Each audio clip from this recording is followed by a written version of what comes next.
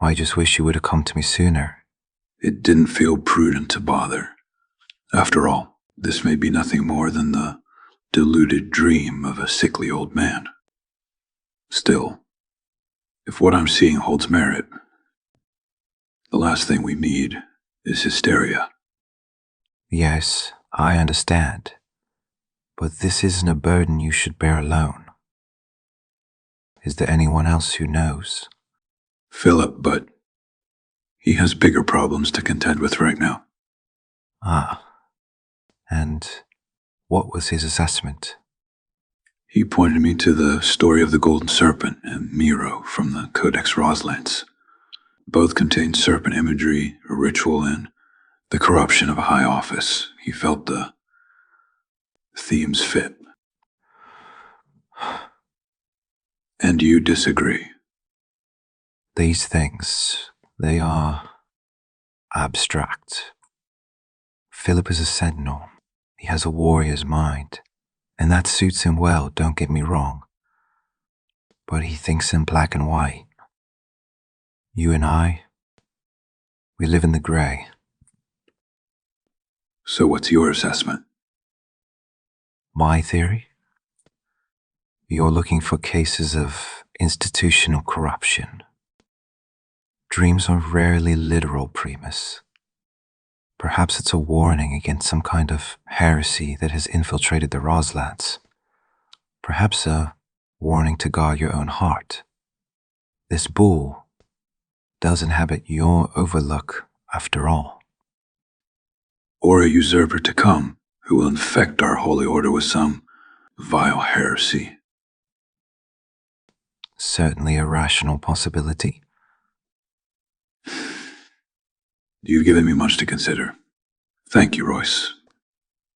I appreciate your insight and discretion as I navigate these matters. Of course, Primus. Primus, before you go, what is it that Philip is working on? He's been rather aloof as of late, and I would be happy to lend him a hand. Like I said, these are burdens we should not bear alone. While I appreciate your concern, like I said, the last thing we need is hysteria.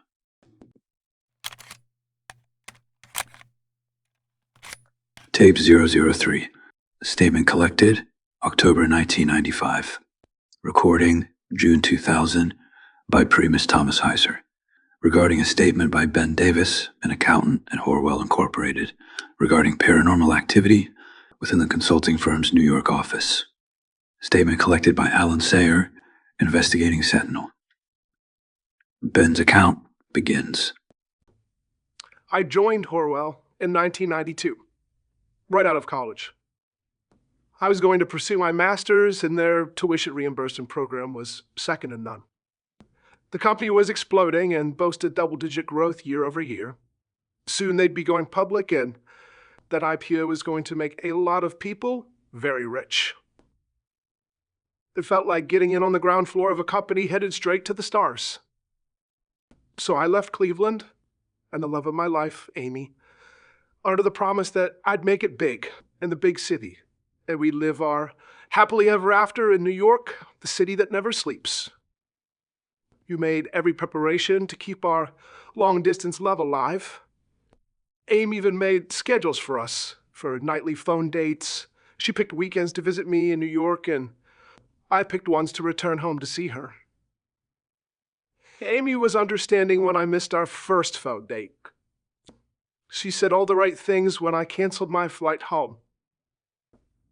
She was less understanding after 6 months of failure. She broke up with me over voicemail. Sounds cruel, but it was the only way she could ensure that the message got to me at that phase of my life. I endured the years of constant stress. Pages at 3 a.m., public beratings by my leadership, threats of termination, incessant micromanaging and insults. My boss, the CFO, Anthony Thomas, was more prison warden than manager. The very sight of him gave me palpitations. I can still see his practiced, smug smile, full of veneers. His eyes wouldn't squint when he smiled. It was like a cheap mannequin striving to mimic human emotion. He was the quintessential yes man, whose groveling approach pathetic whenever the CEO, Ed Horwell, came around.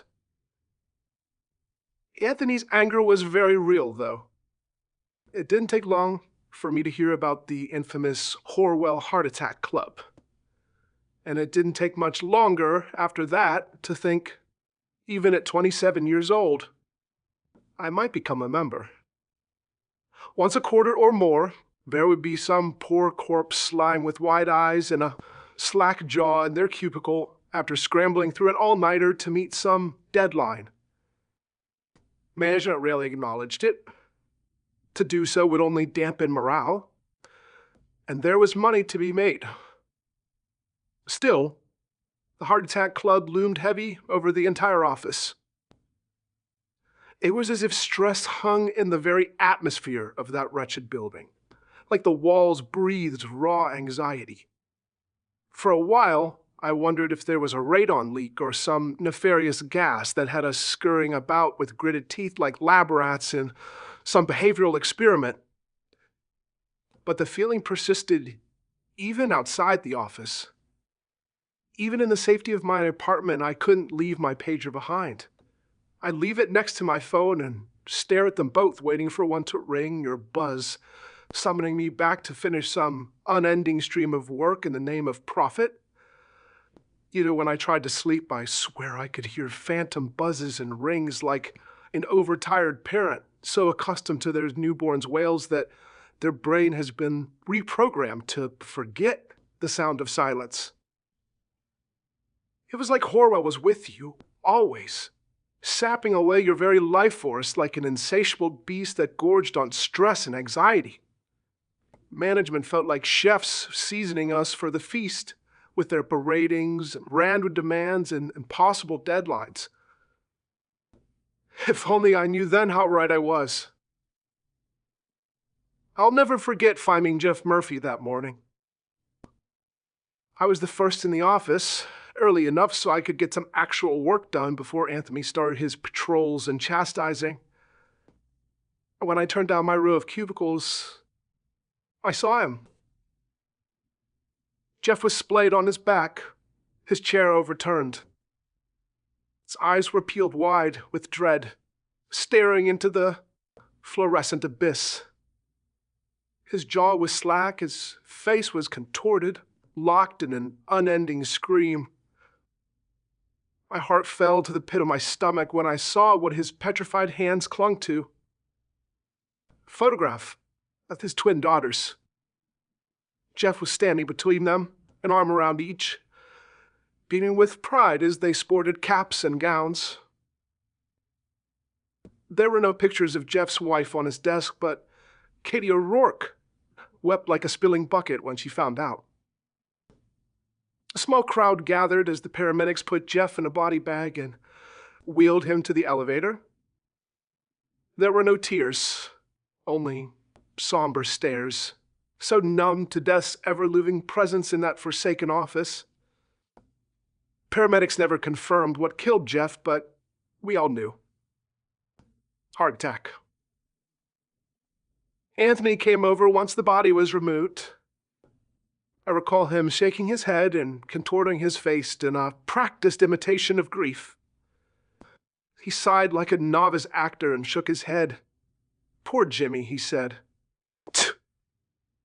No one bothered to correct him. It was then and there that I decided, to hell with this place. I served my 4 years to repay them for my tuition reimbursement, and as far as I knew, I was under no contractual obligation to stay at that wretched place and carry on as one of Horwell's unnamed drones. So I asked Anthony if I could speak with him in his office. His lip upturned at my ask, as if the thought of interacting with a lesser being such as myself repulsed him. When we entered Anthony's swank corner office, he sat behind his sheen mahogany desk and asked what I wanted, as if annoyed. I told him he'd have my letter of resignation on his desk this afternoon. And he smirked, that aura of smugness wafting from behind his fake teeth. "And what about the check for $50K, he asked. The air hung in my lungs. A lump bulged in my throat. I stammered, my mouth ran dry. $50K had been the exact sum of my master's tuition. "I gave you my 4 years," I reminded him. Anthony wagged a condescending finger. 4 years, pending satisfactory performance, and that Horwell grants your release. He shrugged. Should have read the fine print. "I've done everything you asked," I protested. "Every one of my performance reviews has been satisfactory." Sucking his ostentatious teeth, Anthony shrugged. "Until now, but I'm afraid we're starting you on a performance improvement plan today." He beamed ear to ear with smug satisfaction. It was the only genuine smile I ever saw from that sniveling sycophant. Suddenly I felt like an animal trapped in a cage. Sweat beaded on my brow. I panted with a noxious mixture of rage and desperation. Every muscle in my body tensed, unsure if it was striving to defend itself or getting ready to flee. The blood vessels under my armpits constricted. Soreness radiated from them. I was familiar with a panic attack. At the sight of my distress, Anthony's eyes flared with newfound exhilaration. His fake smile somehow widened as he seized the advantage he lorded over me. "With Jimmy gone, someone's going to need to pick up the slack," he said. "I want you to comb through his desk, get the reports ready for the Darkstone account. If you do a good enough job, then we can rethink your performance plan." I spent the rest of that day sorting through a dead man's desk. Pretty standard stuff. Financial reports, general corporate minutia. Darkstone Financial was our biggest account, so it was a tall task. I ended up taking the files back to my lonely apartment, and that's when I found the folder. Nestled amongst an array of neatly organized and meticulously tabbed manila folders was one red one, nearly bursting with paper.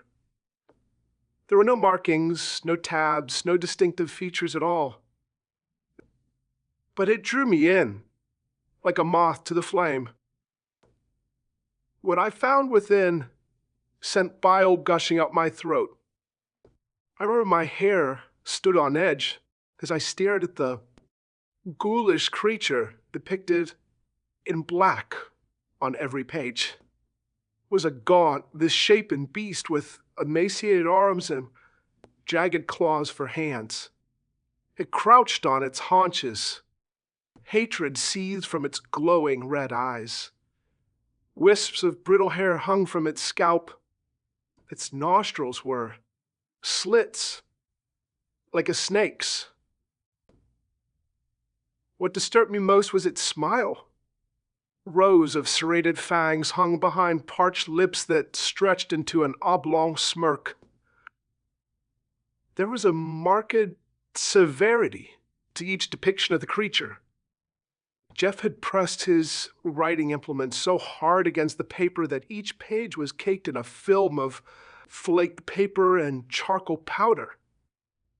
As I thumbed through each page, I noticed the deranged entities seemed to grow closer, until the final picture was just a snapshot of its mouth, full of mangled, bloody teeth. I didn't know what to think.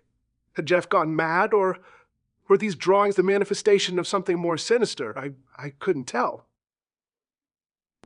Despite the lingering sense of dread that hung in the back of my mind after browsing Jeff's gruesome artwork, I chalked them up to the manifestation of a broken mind, set the file aside, and continued crunching the Darkstone numbers until midnight came along. I went to sleep without giving the shadow beast a second thought. That was the last time I can remember not thinking of it. It was around 3 o'clock in the morning that a chill swept through my apartment. It pierced my covers, my skin, it burrowed right to the bone. At first I thought the air conditioning was acting up, as I'd heard deep rattles of air above me. But when I listened more closely, it wasn't the metallic hum of machinery, but the wet, rhythmic huffs of ragged breath. My eyes popped open to find a misshapen shadow expanding on my ceiling like a dark cloud. It writhed like an amoeba, captivating me and entrancing me with fear. That's when emaciated arms sprouted from the dark mass. The sickening grind of bone against bone filled my bedroom as wiry limbs snapped into place. An oblong head formed atop the pulsating body. The creature hissed as its spine cracked into place.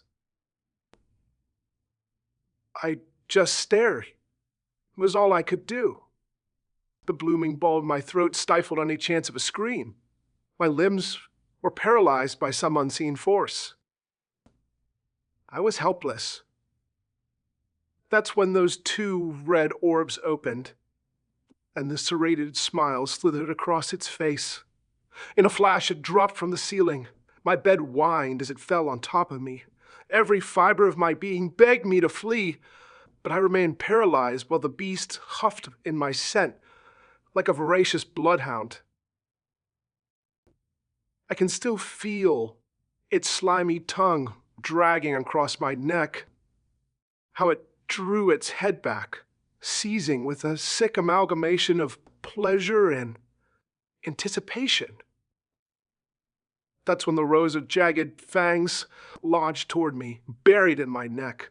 Blood spurted from my neck, dousing my sheets in sticky crimson.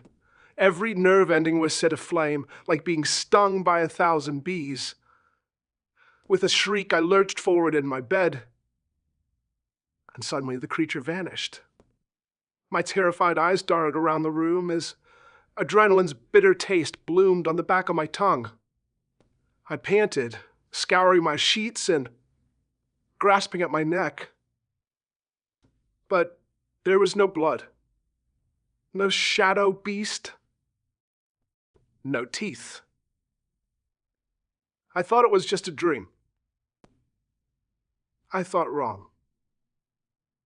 For 2 weeks, that thing visited me every single night. It tormented me, sampling a different piece of my flesh every visit. The way it moaned with grotesque pleasure as it sank its teeth into each part of me still rings in my ears. I couldn't sleep, I couldn't eat, yet Anthony drove me harder at work than ever before, as if he was trying to take advantage of my weakened state. He saw the dark bags under my eyes. He caught me dozing off at my desk. He saw how each day I grew more disheveled, but it didn't matter to him. He just kept pushing and pushing, like he was trying to break me. Then one night, the visit stopped. I clung to the hope that perhaps I wasn't going mad, that it was all just a bad set of recurring nightmares, and maybe my mind had eventually moved past them. Now I know it was just the creature shifting tactics. The next morning, when I sat at my computer to start work, I noticed 2 red orbs reflecting off the glass screen. First, I thought it was just a glare. But when I shifted the screen, the orbs followed, always staring at me. And that's when I heard the familiar rhythm of deep, throaty breaths.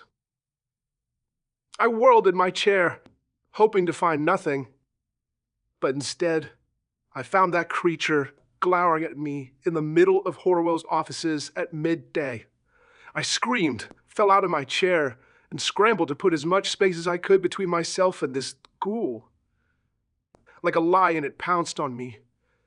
I choked as bony fingers wrapped around my throat, their brittle gray nails digging into my flesh. It leaned over me, with ravenous exhilaration flaring in its crimson eyes. It was so close that I could feel the puffs of its rancid, humid breath against my face. And then its jaws yawned wide. An unseen force compelled my mouth open. A pale blue glow emanated from me. Strands of light slithered from my mouth and onto the ghoul's forked tongue. It quivered with pleasure at the taste. Then in a flash it vanished. I came to on the floor of my cubicle, screaming in panic. My chair was overturned, and many in my department gathered at my desk, their faces smattered with befuddled looks and concerned brows. Anthony stood among them, though he didn't seem to share my colleague's apprehension. Instead, he studied me, as if he were browsing for the ripest fruit in the produce aisle. He didn't scold me, didn't fly off the handle, just walked over to Marcia Blackwell, the head of HR. Marcia invited me over to her office, and when we entered, she took a seat behind her desk. She had long black hair that dropped past her shoulders. She never wore it up, even though the Horwell handbook recommended women have their hair up for a more professional look. She wore a black blazer with a red blouse beneath it. A golden chain hung over her blouse, ornamented by a sturdy emerald she was always rolling between her fingers. I'd never met Marcia before. I only saw her around the office. But she already knew my name when I entered. Anthony told her I'd needed a psych evaluation, and that was that. He left, and she evaluated me. Typically, I wouldn't have shared what was going on, but I was desperate. I spilled everything to Marcia. I expected to be dismissed as crazy, laughed out of her office, or hell, fired on the spot. Instead, she just listened. She gave me some paper and pencils and told me to draw what I was seeing. That's when epiphany struck. I realized, as I held the charcoal-colored pencil in my hand, how remarkably similar my drawing looked to those I found in Jeff Murphy's red folder. My manic scribblings bore the same harsh demeanor, and I couldn't help but think that Jeff had once sat where I was sitting now, holding the pencil I was holding. The shudder crawled up my spine. I looked up from my drawing at Marcia. There was no shock, no concern on her face. If anything, there was amusement in my frantic doodling and shaking hands. And that's when I realized this was all too ordinary for Marcia.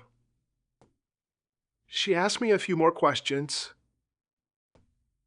I gave guarded answers. She wrote down a few notes and put them in my file, set in a lone stack on her desk.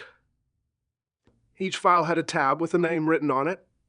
My name went alongside Jeff Murphy's, Brian Tokich's, Pamela Morgan's, and a few other names I knew from the infamous Horwell Heart Attack Club. That's when I knew I'd be working late that night. Marcia said she'd complete the evaluation on her end and get back to me.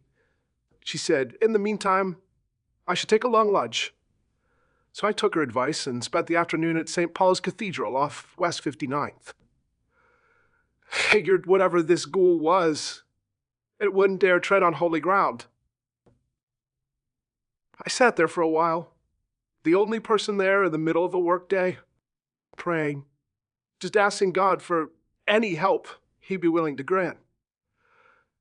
I apologized for how long it had been since I prayed, confessed that I'd let this job ruin my past and present, and now I feared it would rob me of my future. I knelt before that crucifix for what felt like hours, tears streaming down my face, staining the wooden pew in front of me.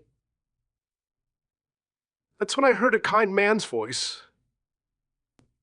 "What troubles you, son?" he asked. I looked up to find a priest sitting on my left, maybe late 40s, early 50s. He had short, wavy hair that was sandy brown and spliced with gray streaks. He stared straight ahead, fixated on the cross. The authentic concern in his voice and on his face was so foreign to me after my years in Horwell that I couldn't help but be taken aback. Then he turned to me, revealing the molted sheen flesh that marred the left side of his face.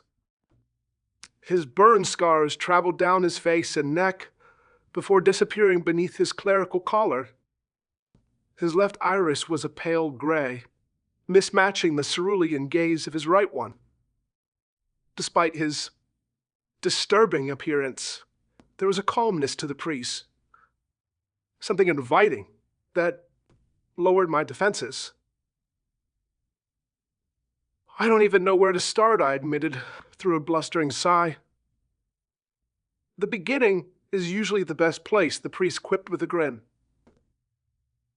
So I spilled my guts to him, much like I did with Marcia, only this time I felt truly hurt.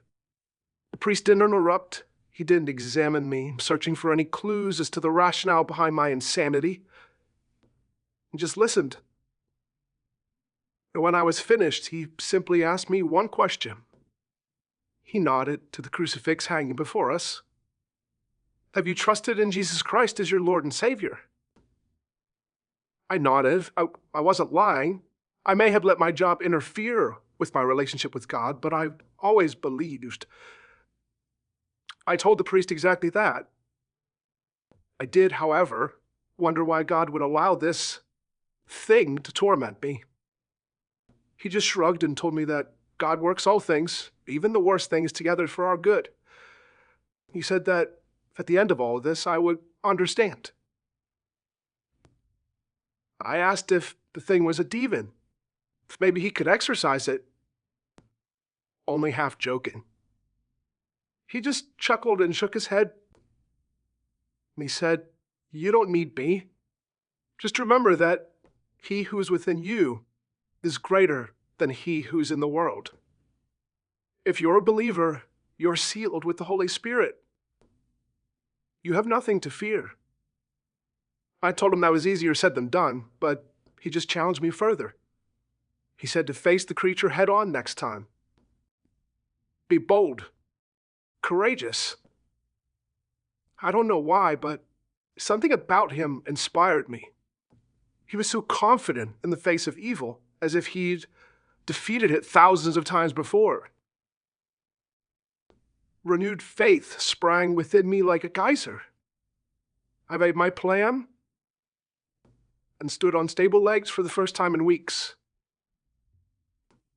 I thanked the priest. He told me he'd pray for me, and we parted. When the sun was well beneath the horizon, I went back to the Horwell office, bent on breaking into Marcia's office and uncovering what was hidden in the files of the Horwell Heart Attack Club. I knew I wasn't the first employee who'd battled that ghoul, but I was determined to be the last. The office was dark when I arrived. The normal clamor of ringing phones and office chatter gave way to a tense silence. Every footstep felt like a drumbeat as I crept to Marcia's office. I jimmied the door open using some less than upstanding techniques I'd learned during my rebellious youth. I scoured the office. Once inside, I found the files. Jeff Murphy, Brian Tokich, Pamela Morgan. Now me. Each page of Marcia's reports were marked with common words. Ghoul, wraith, beast, haunting, hungry. And every experience that was recorded was identical to my own. But what truly unsettled me was what was written on the last page of each report. In Marcia's handwriting, in blood-red ink, she wrote the word ripe My knees quaked. Was Horwell feeding us to this thing? Did they torment us as they did to season us with fear, stress, and anxiety like one would season a piece of meat? I looked in the file cabinet where I'd found my folder. There were nearly 50 more. I looked for the oldest file I could find, a woman named Ellen Riley. As far as I could tell, she'd been the first. On the last page of Ellen's file, beneath the word ripe, there was a second note. The beast was pleased. Did you find what you were seeking? A familiar voice chided from the door. My eyes bolted up to find Marcia leaning against her doorframe with an unsettling smirk on her face. Anthony Thomas and Ed Horwell stood behind her, each boasting their own smug sneers. Shock gave way to rage. I marched out from behind Marcia's desk, glowering at the depraved trio. I shouted at them, telling them I didn't care if they fired me, and that I'd never set foot in that building again. I drove a hard shoulder into Anthony Thomas, nearly knocked him over as I stormed past. As I started toward the hallway, near the elevators, I heard Ed Horwell's snide voice. Dear boy, you're never going to leave this place. I whirled around to find Marcia clutching the emerald that hung from her golden necklace. She chanted in some arcane language. The fluorescent lights flickered above. Computer monitors whirred with static. I turned to run, but there, down the long hallway, stood the wiry silhouette of the ghoul. Its ravenous red eyes flared. Its forked tongue licked parched lips. My heart pounded. Fear constricted my hamstrings, begging me to flee. That's when I remembered the priest's encouragement. I repeated his words to myself. He who is within me is greater than he who is in the world. My hands balled into fists. Adrenaline's bitter taste bloomed on the back of my tongue, and I charged with a defiant roar. The ghoul skittered toward me on disjointed limbs, rancid saliva dripping from its gaping mouth. We collided. I hurled my fists into that sickly gray flesh, but it was no more effective than a fly bouncing against a skyscraper. In a flash, the ghoul snatched me by the throat and lifted me 2 feet off the ground. Its jaws yawned wide, as it had earlier that day when it tasted my soul. Those same blue threads of light swirled from my mouth and wafted into the ghoul's. I thought this was the end. All my strength was nothing to this creature. I watched it quiver with pleasure and heard it release a euphoric guttural moan as the substance of my spirit was vacuumed onto its tongue. I heard the Horwell executives' amused cackling at my demise. And that's when a new phenomenon silenced them all. Threads of gold and orange fire were woven with the blue light of my spirit. The flames pulsed with raw power, as if the power of 1,000 suns was manifesting before my very eyes. I looked into the ghoul's red eyes and saw something I never dreamt I'd see. Fear. The beast strained to close its jaws, but the fire surged forth like a raging river. It plunged down the ghoul's gullet. When the brilliant fire disappeared, the creature dropped me.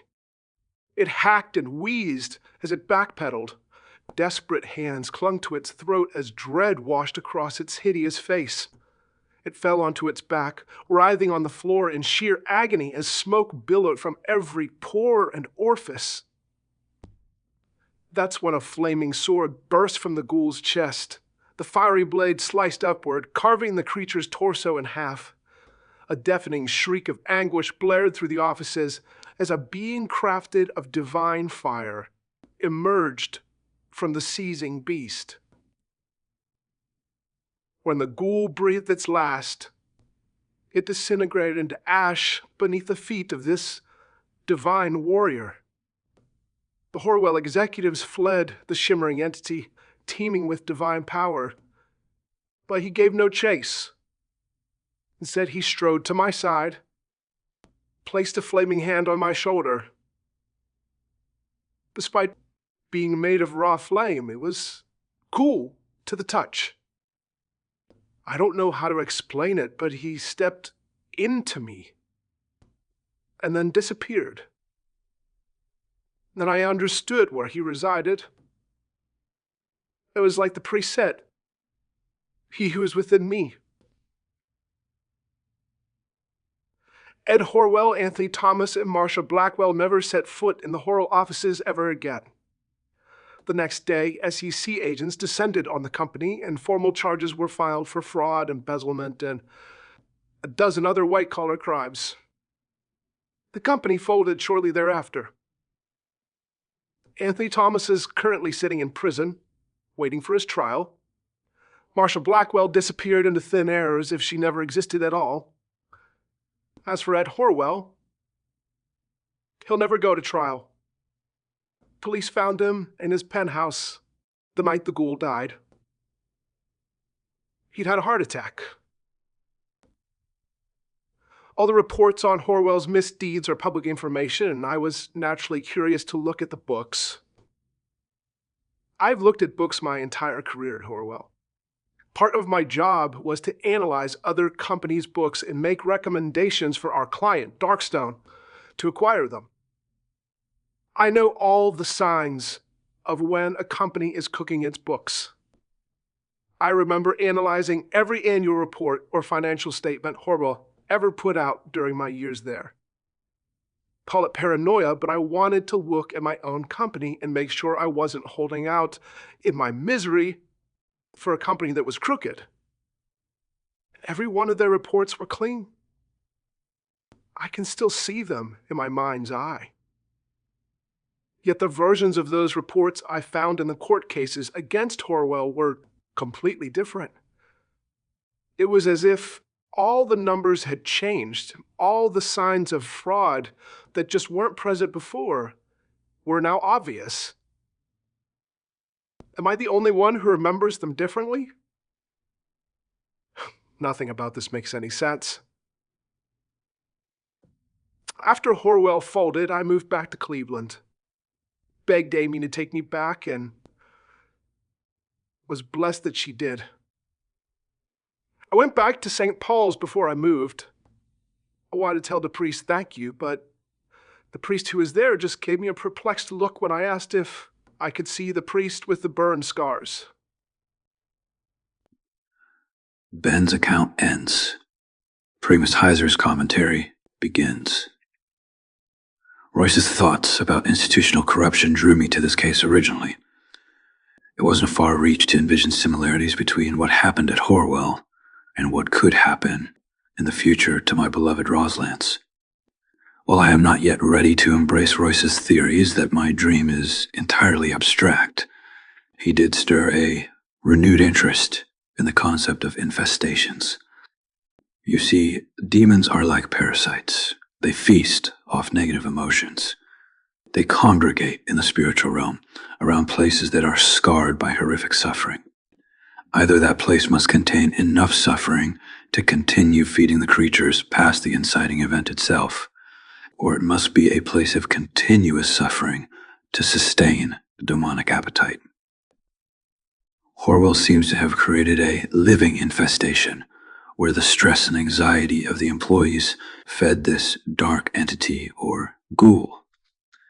Ben hints at the end of his account regarding a fading facade in relationship to Horwell's financial data. My strongest theory is that Horwell was, in fact, feeding this entity, and, in return, it would ensure the company's continued financial success.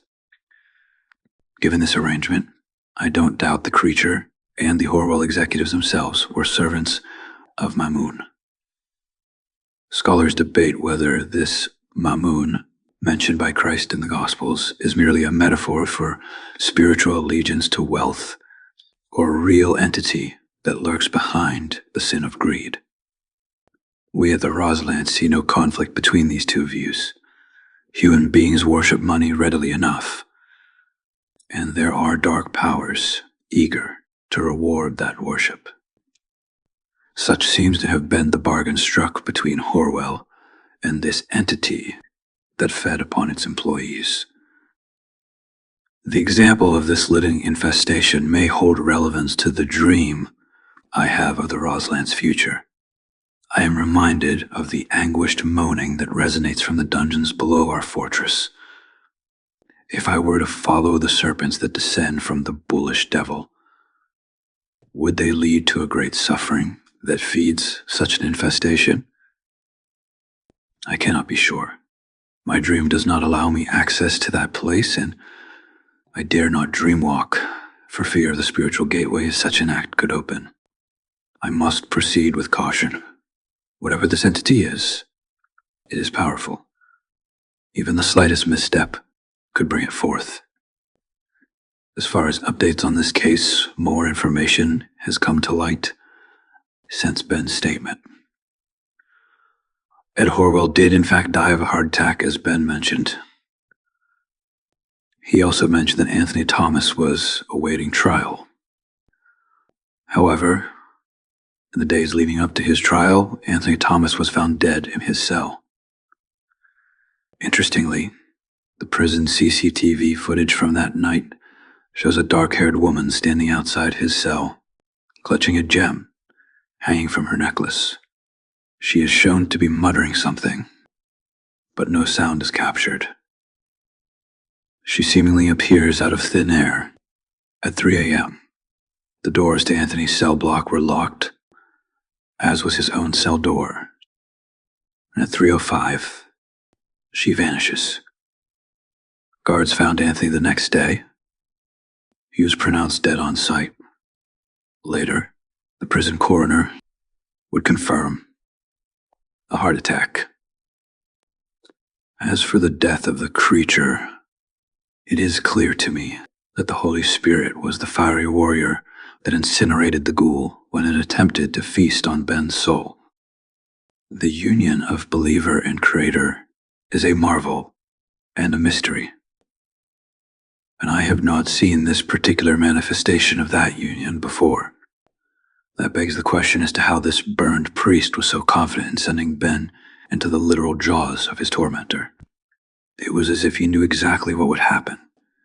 I've rarely seen such knowledge or wisdom when it comes to the supernatural outside of the Roslance itself.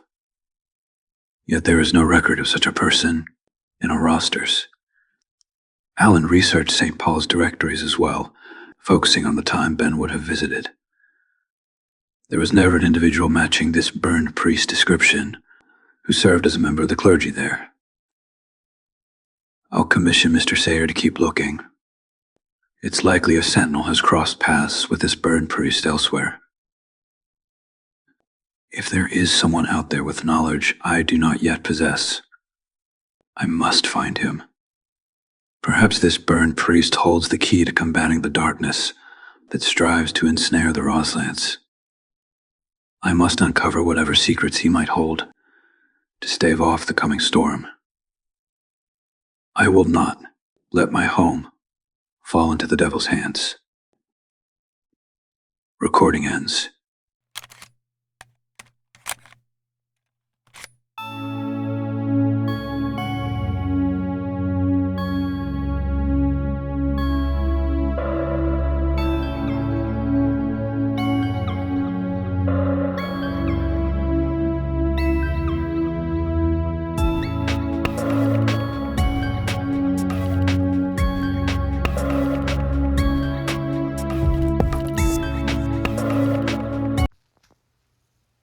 Hey everyone, Luke Constantine here.